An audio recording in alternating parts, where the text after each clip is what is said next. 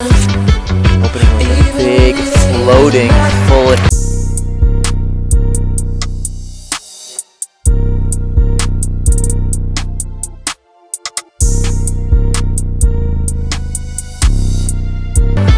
Hello, this is the Journey Told podcast, and I'm your host, Sean Zanatti. I believe life is about the journey, not the destination. To find the journey in every step of the road, the highs and lows, the twists and turns, the ups and downs. It's in those moments that really makes life so beautiful. Our guest today has a journey of her own. Nicole Ahsinger is an American trampoline gymnast, and she's representing the United States of America in the Olympics. Please help me welcome Nicole to the show. I'm so excited. I could barely say it and get it out of my mouth. Congratulations. I'm so excited to have you here. Thank you. I'm so excited to be here. Oh my gosh, it's just an honor. So you're heading to the Olympics. I know this is not your first time, but can you tell me, this is second time around. I know the second time around may be a little bit sweeter. What was it like for you when you found out you placed yet again? After going to my first Olympics, I was just this little girl, 18 years old, and now I'm 23 and I'm going to my second Olympic Games. And when I tell you, I was so much more emotional this time than I was last time.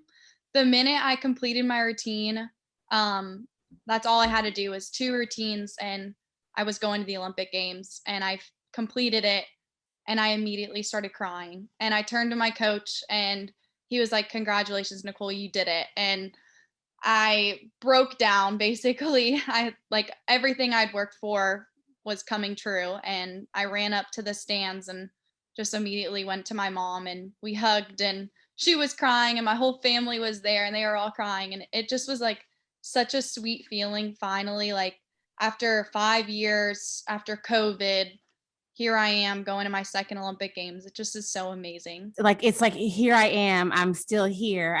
I survived it all. Yes, exactly. I'm sure obviously it's emotion because it probably, not to be cliche of the name of the show, but genuinely really is and was a journey for you. What was that journey like for you in the midst of COVID? What was the road like? What was your journey like on the road to the Olympics?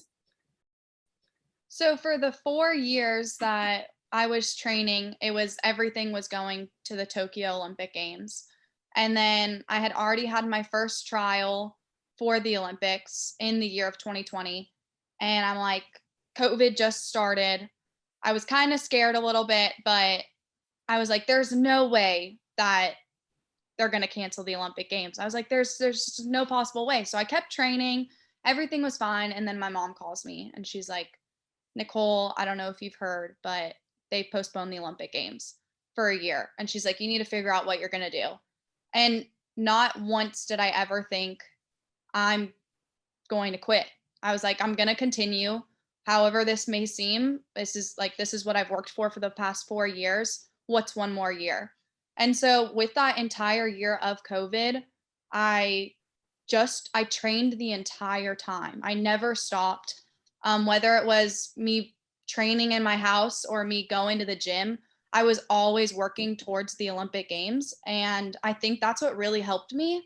And as terrible as COVID was, I truly believe that with that year of training and like getting more mentally strong, it has furthered my trampoline career so much. I've gotten to be such a better athlete. And it's kind of cool that after COVID, I'm so much better than I was a year ago. Wow. Let's dive into that a bit. So because you're able to really mentally focus and train a little bit differently, you feel as though do you feel as though you have somewhat of an advantage this time around as opposed to the last time around that you were heading to the Olympics? Most definitely. I mean, I was 18 years old. The average age was probably 30, and I lowered the average age because of how young I was. And now, me being 23, I'm still young, but I have so much experience on me. I've competed against these girls that I'm competing against at the Olympics for 5, 6 years now. So I truly believe that this Olympics is going to be so much better for me, not just for how I know how everything's going to go, but also because I'm just such a better athlete. And I feel like I have a lot more potential this Olympics. Well, you have a fan right here. I know you're 23 years old. What is the training like for you? What's the training process like going into the Olympics? And then can you also tell us what's the training process like from childhood going into adulthood, planning for this level of competition? Yeah. So I think from when I lived in San Diego, my training was a lot of fun. I had a great time every time I stepped into the gym. I was doing my routines, I was playing around. I mean, I had a very good coach, but ever since I moved to Louisiana when I was 16, my training has basically stayed the same in the sense of I train 6 days a week, 2 times a day for it's like probably around 5-6 hours a day. And everything I do at the gym is focused on how I can compete better. Like it still is so much fun and I still enjoy it a lot, but it's all about consistency and I work on my routines every single day and how I can clean up my routines and what I need to do to make sure that I'm going to compete to the best of my ability. Everything. And my coach is so smart in the sense that he knows exactly how to coach us to get us to peak at the right time. And I think that's what's helped me so much of being an adult now, training for the Olympics, that he has like a designated plan. Since I came back, I was going to the Olympic Games from my last trial. He has created a whole new schedule for me before we leave for Tokyo. And it's just like all put to where how I'm going to compete and how I'm going to peak at the right time. And that's what a good coach does for his athletes. Is it tough to find the right mix, the right coach, the right team to kind of help build you to where you need to be? Most definitely. I mean, I had a very good coach when I was growing up. He got me to a certain point, and when we had a discussion saying, this is as far as I can get you, you may have to make a different move if you want to further your career. And this coach that I have, his name's Dimitri Polarouche, and he's incredible. He went to the Olympics himself in trampoline in 2000 and 2004. And ever since then, he has had an athlete that has gone to the Olympic Games in 2008, both men and women, 2012, just the girl, 2016 was just me. And then for this Olympic Games for 2020, now 2021, Yeah. he has myself, he has my teammate Alexi for the men, and then my alternate is from our gym, Sarah Webster. So every athlete that's going for the Olympics in trampoline is all from our gym. So, okay, if you can kind of, take me into your mindset at this moment, as you know that you've been there before, this is your second time heading to the Olympics. What do you tell yourself right now as you're on the zone heading there? What's that self-talk like? I get this question a lot, and I really feel like what's gotten me through my entire career in trampoline is the fact that I don't think too much into things. I've made the Olympics when I was 18, and I was super excited. I was just so young that I didn't even know anything about it.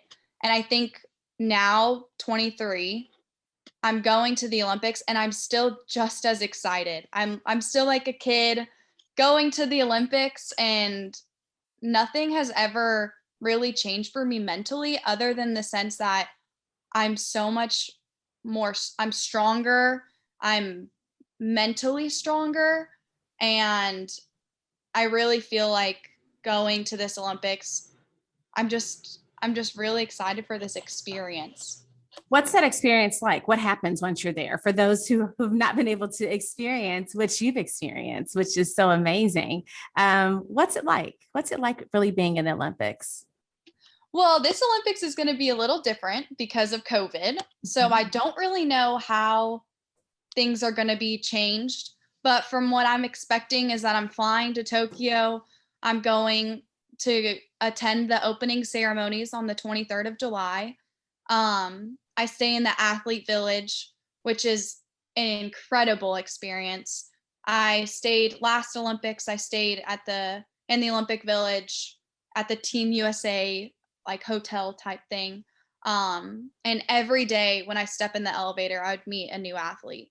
One day I stepped in the elevator, I met Michael Phelps. And I was like, I always try to play it cool when I meet people, but I absolutely could not keep my cool. I stared at him like I was in shock.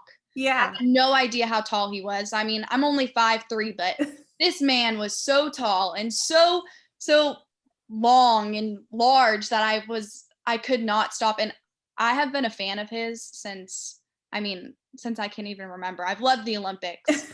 Did you let him know who you were or no? He asked me what sport I played, and I told him that I'm in trampoline gymnastics. And then I was freaking out and I said, I would ask you what sport you played, but I know what you do. And he like just laughed and I was like, okay, you're cool. I was like, it's fine, Nicole. And I called my mom afterwards and I was like, I met Michael Phelps. I was screaming. It's just so cool. And going to opening ceremonies is so exciting.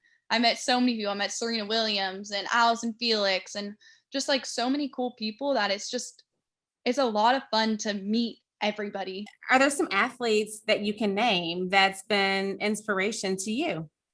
I've always been inspired by Savannah Vincent, and she's a trampoline gymnast. She went to the Youth Olympic Games in 2010, and then 2 years later, she went to the 2012 Olympics. And I've always been like, I want to be just like her. And then I went to the Youth Olympic Games in 2014, and then I went to the 2016 Olympics, and I've kind of followed in her path. And she was the first American to ever compete in the finals at trampoline. And that is my goal, to get back there, go into finals and see what I can do. So, I mean, she's from Louisiana. She's been a huge inspiration to me for as long as I can remember. She's a great person, and it's just really cool to grow up alongside her and see what I can do just like her. That's awesome.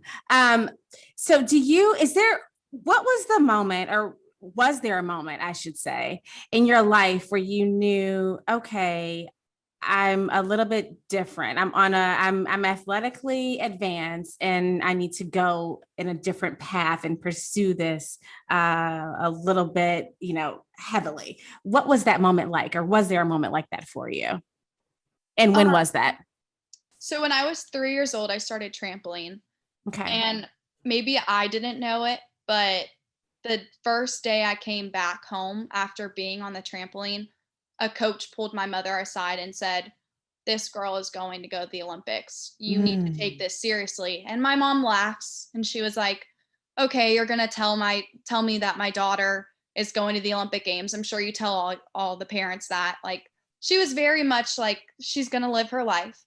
And I think it took me until I was probably 14 or 15 years old where I finally realized, hey, I'm making national team. I'm trying for the Youth Olympics. And then I made the Youth Olympics in 2014. And that's right then and there, I was put on senior national team a year early. Everything was kind of falling in place. And I was like, I need to move to Louisiana to be coached by this amazing coach. And I think right when I moved to Louisiana, my coach was like, I'm going to do everything in my power to get you to the Olympics. And thank goodness I can say that this was the best decision of my entire life, that I did move across the country away from my family and my friends at 16 years old. And thank goodness it paid off, because I'm a 2-time Olympian. Yeah, I mean, has it paid off? Two-time Olympian at 23 years old. Wow. So at 16 years old, you make the decision to leave your family and go and move to a new state by yourself. No family, no friends there to be dedicated to this sport. What were the challenges that went along with that? Well, not only was it a culture shock from moving from California to Louisiana, I mean, everything was different. I lived 10 minutes from the beach to now 6 hours from the beach. I think one of the most challenging things about it was that I was so homesick. I had never been away from my family for longer than probably, I'd say, like a month. Mhm. And I now was living in an apartment away from my family. I barely knew how to cook. And Mhm. every time my mom would call me, we would FaceTime and she'd be with family. And it would just be so hard on me because I grew up with my family. And I think that was the worst part about it was that I couldn't just fly home. I couldn't just go home whenever I wanted to because I was training for the Olympics. It was a year out before the Olympics, so everything was full blown. We have to get you to hit your peak at the right time. Um, but shortly after, I started making some friends, and this family took me in over here. And I think that helped me so much because I just needed that support system. And now that I have it after 6 years of being here, I'm so thankful for those people that have helped me like continue. I don't think I would have been where I am right now if I didn't have those people in Louisiana that basically were my family away from home. Well, how did you find that family? The family that took you in, how did that come about?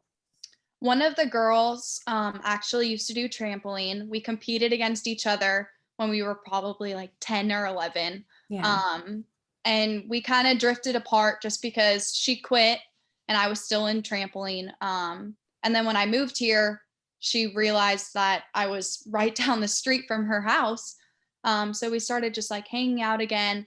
And I guess their family could just tell that I just needed somebody. And they're this they're just an amazing family, and they truly helped me they came to all my competitions. They would feed me dinner. They would invite me to places with them. They just truly like latched onto me that and I didn't know I needed that. And thank goodness they did because like I said, I don't think that I would have been able to continue if it weren't for them.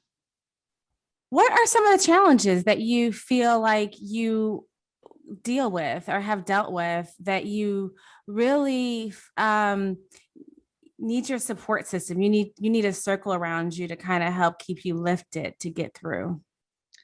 I think the hardest part for me at least is that I train 6 days a week and everything revolves around how well you can do at a competition. So my whole life, I've been, in a sense, focused on gymnastics.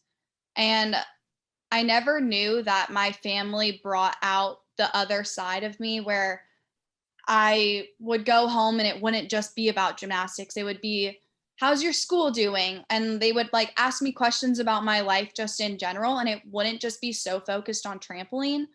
And when I moved here, everything was focused on trampoline, which is great. I think I think it needs to be like that, but at the same time, that family became almost like my parents to where they would ask me how I'm doing. They would ask like it's just like the little things that you normally don't think about that truly shape you into the person you are.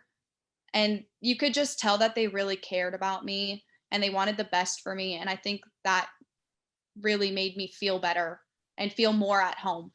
I wanted to touch on COVID a bit. I know that obviously, in the mindset of some people, they may think that COVID is over in the sense that the world is opening up. I know there's restrictions aren't, in place at the moment. at some, but I mean, it's very real when it comes to the Olympics. Obviously, they've made decisions in regards to that. And it's still, very real. People are getting it, and it hasn't gone anywhere. What has it been like for you? What was, the process like when we were under strict guidelines? What was that like for you? How did you have to conform your training, your regimen, your game, your mentality to adjust to prepare for the Olympics in the midst of this transition of COVID life? So in the beginning of COVID, when everything was completely shut down, I did at-home workouts. My gym would do like a FaceTime, and we would basically condition through Zoom all together. And that really helped just to like have like a team that was still working on the same goal.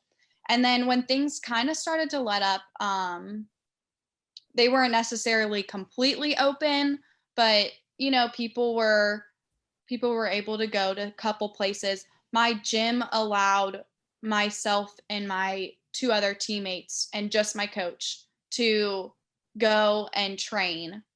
So I was still able to train basically the entire time of COVID. And that's what made me such a better athlete. And I don't know if it's the fact that I've gotten so much better just because I had an extra year, but it was like the whole world was shut down. And the fact that I was still able to train, like, I guess it helped me get to where everybody else was or is. And so I think that COVID made me, like I said, made me focus a lot more on my training, because there was nothing else to do.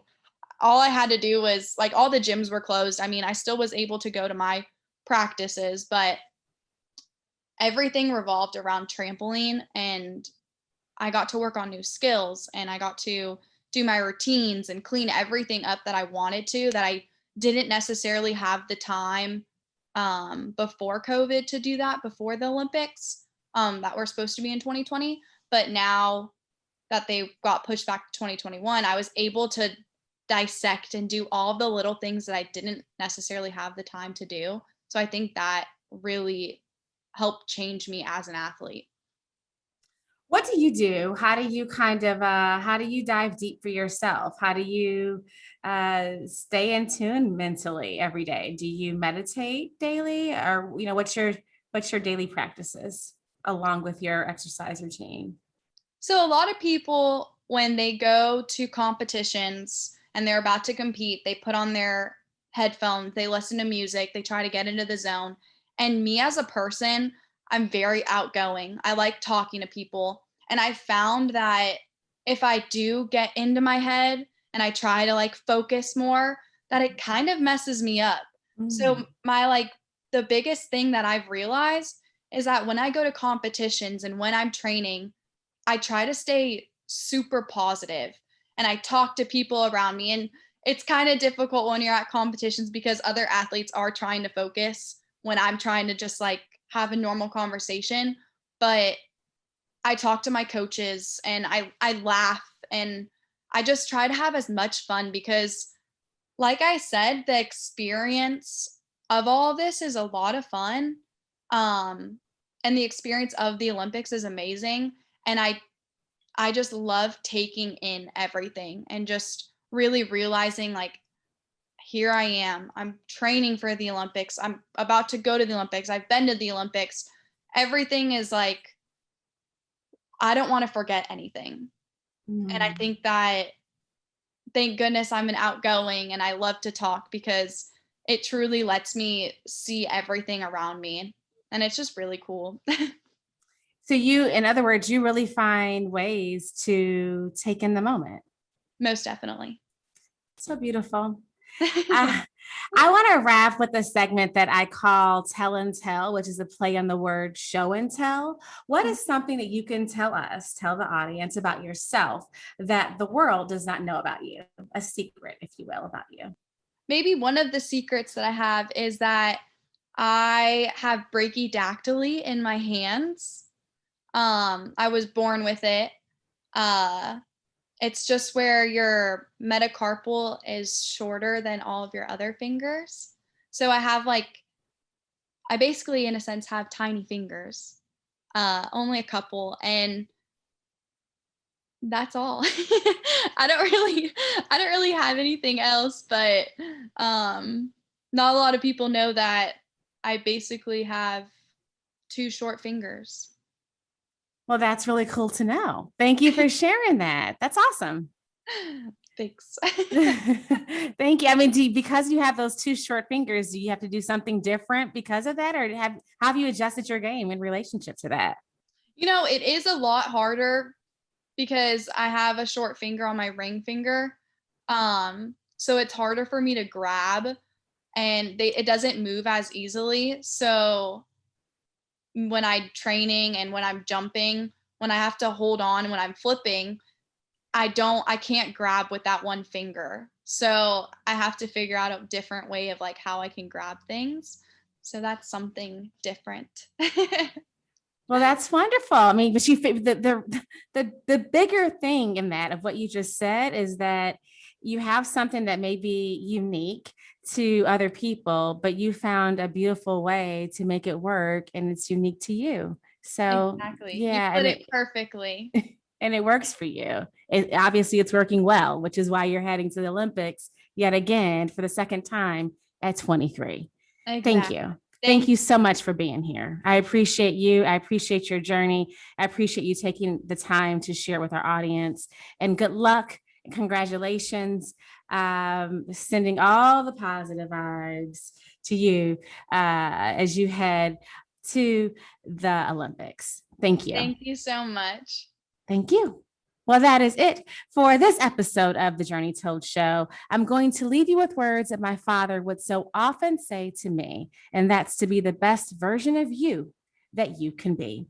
Until next time, folks, let that sizzle in your spirit.